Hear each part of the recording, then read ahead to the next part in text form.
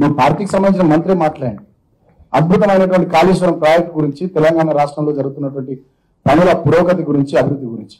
అంటే ఇవాళ కళ్ళెండి చూడలేని కబోదుల్లాగా రాష్ట్రంలోని భారతీయ జనతా పార్టీ నాయకులు తయారైంది. కానీ ప్రపంచం అంతా తెలంగాణ అభివృద్ధిని పొగుడుతా ఉంది. భారతదేశం అంతా తెలంగాణ అభివృద్ధిని కొనియాడుతా ఉంది. అదేవిధంగా భారతీయ జనతా పార్టీ రాష్ట్ర అధ్యక్షుడు ఆయన మాట్లాడతారు, నిన్న కేసీఆర్ కేటీఆర్ మీ మీద రజాకార్ ఫైల్స్ సినిమా తీస్తామని. బిడ్డ మా మీద రజాకార్ ఫైల్స్ సినిమా తీసుడు కాదు, నీ మీద తంబాక్ ఫైల్స్ అనే సినిమాలు తీస్తారు జనం. లవంగం ఫైల్స్ అనే సినిమాలు తీస్తారు, గంజాయి ఫైల్స్ అనే సినిమాలు తీస్తారు.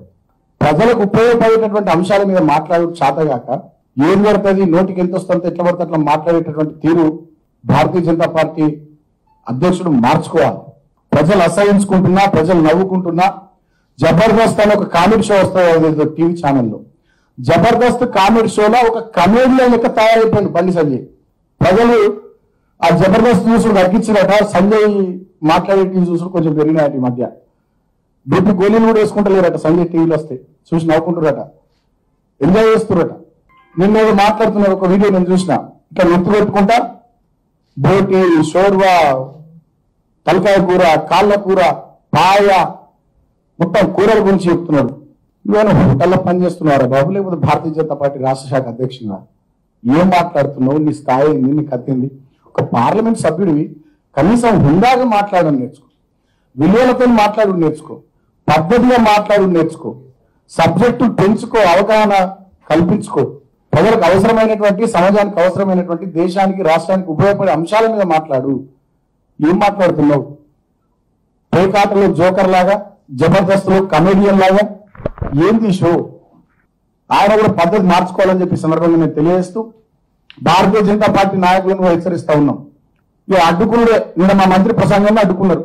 ఈ అడ్డుకునుడే క్రైటీరియా అనుకుంటే బిడ్డ మీ కిషన్ రెడ్డి తిరగలేడు తెలంగాణలో, మీ బండి సంజయ్ పాదయాత్ర కూడా నడవదు. గుర్తుపెట్టుకొని కుక్కలు దేక్తలేరు మీ పాదయాత్రలు, ఎవరు వస్తలేరు జనాలు.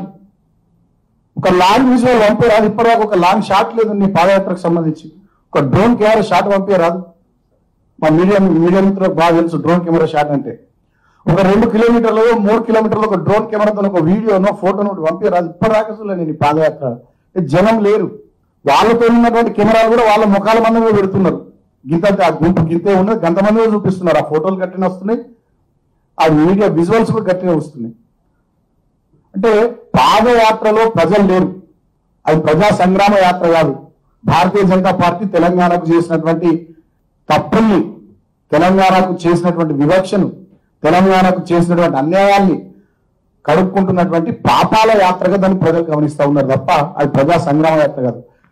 ఆ యాత్రలో ప్రజలు లేరు, సంగ్రామం లేరు, అంతా ఒక కామెడీ షోలాగా ప్రజా సంగ్రామ యాత్ర నడుస్తున్నది తప్ప ఇంకోటి కాదు అని చెప్పి సందర్భంగా నేను తెలియజేస్తూ, ఒకవేళ అడ్డుకునే క్రైటీరియా అయితే నిన్న మా మంత్రి ప్రసంగాన్ని అడ్డుకున్నట్టుగా మేము గనక మా కేసీఆర్ గారు ఒక్క ఆదేశం ఇస్తే బిడ్డ మీ సంజయ్, మీ కిషన్ రెడ్డి ఎవరు కూడా బయట తిరగలేరు మీరు. ఎందుకంటే ఉద్యమంలో మహామరులతో కొట్లాడి తెలంగాణ తెచ్చుకున్నటువంటి పార్టీ. ఉమ్మడి ఆంధ్రప్రదేశ్లోనే పోలీసుల లాఠీలకు, తూటాలకు, ఆంధ్ర పెట్టుబడిదారులు, ఆంధ్ర పాలకుల ఒత్తులకు తలొక్కకుండా పోరాటం చేసినటువంటి పార్టీ. 60 లక్షల పైచీలకు సభ్యుల బలం ఉన్నటువంటి పార్టీ. మేము అనుకుంటే ఒక్కడు ఇళ్లకి వెళ్ళి బయటకు రాదు. కాబట్టి హుందాగా ప్రవర్తించడం మొదలుపెట్టారు అని చెప్పి భారతీయ జనతా పార్టీ నాయకులను నేను కోరుతా ఉన్నా. అదేవిధంగా రేవంత్ రెడ్డి నిన్న ఆయన మాట్లాడతాడు, తెలంగాణకు రాహుల్ గాంధీ వచ్చి ఏదో చేస్తాడని చెప్పాను. ఏందో ఆయన చేసేది నాకు అర్థం కాదు. రాహుల్ గాంధీ ఆయన సొంత రాష్ట్రము, ఆయన ఉన్న రాష్ట్రము ఉత్తరప్రదేశ్ లోనే గెలవలేక, అమేధిలో గెలవలేక వాయనాడు వాడిపోయాడు, కేరళ వాడిపోయాడు. సొంత రాష్ట్రంలో మొన్న ఎమ్మెల్యేలను గెలిపించుకోలేని దీనావస్థలో ఇవాళ రాహుల్ గాంధీ ఉన్నాడు. ఆయన ఇక్కడ తెలంగాణకు వచ్చి చేసేదే ఉంది. నిన్న మాట్లాడతాడు రాహుల్ గాంధీ వచ్చి రైతులకు ధైర్యం ఏమిస్తాడు? ధైర్యం ఇవాళ రైతుల కోసం తెలంగాణలో జరుగుతున్నటువంటి పథకాలు దేశంలో ఎక్కడన్నా ఉన్నాయా? ఇవాళ రైతు బంధు, రైతు బీమా అనేటటువంటి పథకాలను ఐక్యరాజ్య సమితి పొగిడింది. ప్రపంచానికి ఇలాంటి పథకాలు కావాలని చెప్పింది. నేషనల్ క్రైమ్ రికార్డ్ బ్యూరో 2014 నుంచి 2021 వరకు లెక్కలు తీసి రైతుల ఆత్మహత్యలు గణనీయంగా తగ్గినటువంటి రాష్ట్రం ఈ భారతదేశంలో తెలంగాణ రాష్ట్రం అని చెప్పింది. రైతుల తలసరి ఆదాయం విపరీతంగా పెరిగినటువంటి రాష్ట్రం తెలంగాణ రాష్ట్రం. రైతులకు సంబంధించి అనేక రకాలైనటువంటి కార్యక్రమాలు, మిషన్ కాకతీయ ద్వారా చెరువులు బాగు చేయడం, కాళేశ్వరం నాటి ప్రాజెక్టు కట్టుకోవడం, 24 గంటలు రైతుకు ఉచితంగా కరెంట్ ఇచ్చుకుంటున్నటువంటి ఏకైక రాష్ట్రం తెలంగాణ. ఇవాళ మోడీ అసమర్థ పాలన వల్ల దేశంలో బొగ్గు కొరత వచ్చి నిన్న 650 ప్యాసింజర్ రైళ్లను రద్దు చేసి బొగ్గు రవాణా కోసం వాడుకున్న సిగ్గులేని దద్దమ్మ ప్రభుత్వాన్ని భారతీయ జనతా పార్టీ కేంద్ర ప్రభుత్వం.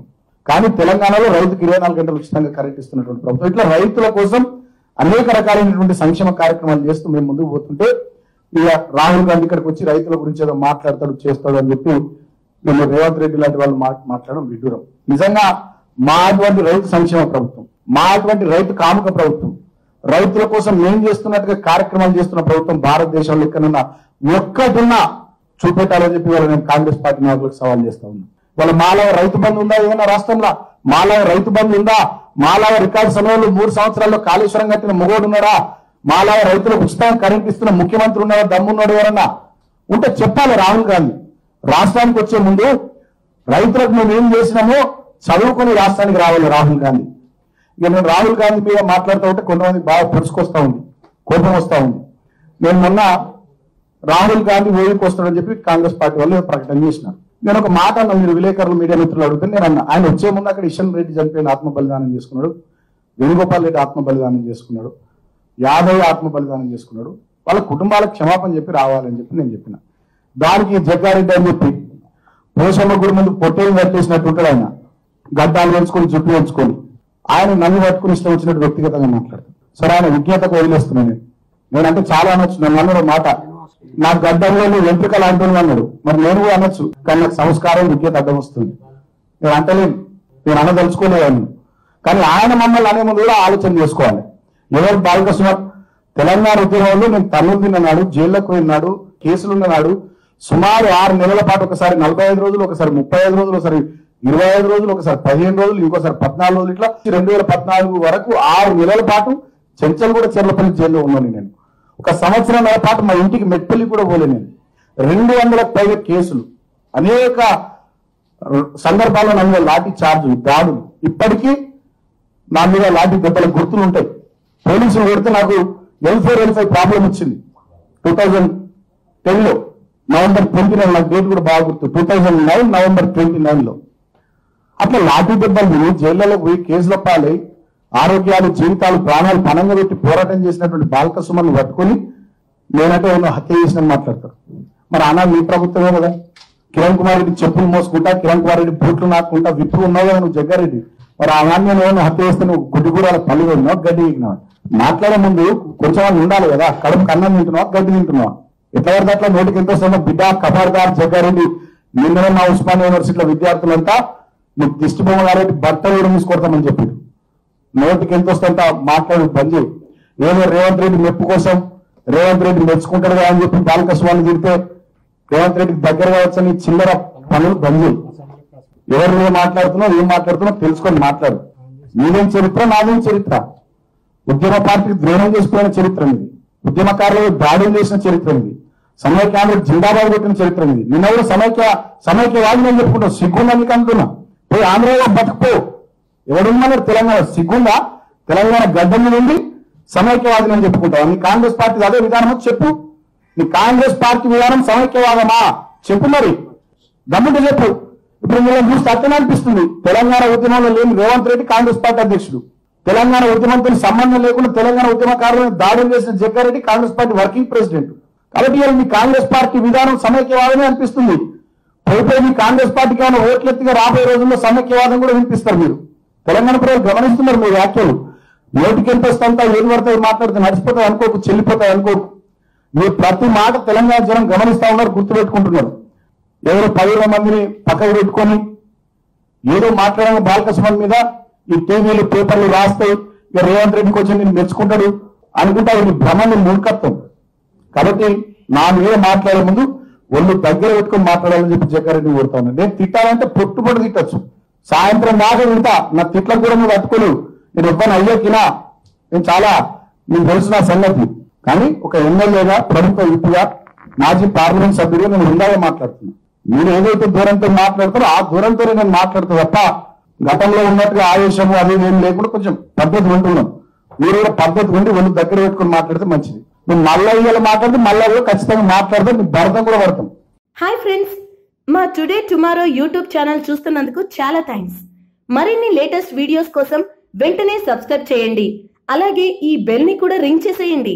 మా నోటిఫికేషన్స్ అన్ని మీ మొబైల్లో వస్తాయి. అలాగే మా వీడియోస్ మీకు నచ్చితే లైక్ చేయండి, షేర్ చేయండి, నచ్చకపోతే కామెంట్ చేయండి.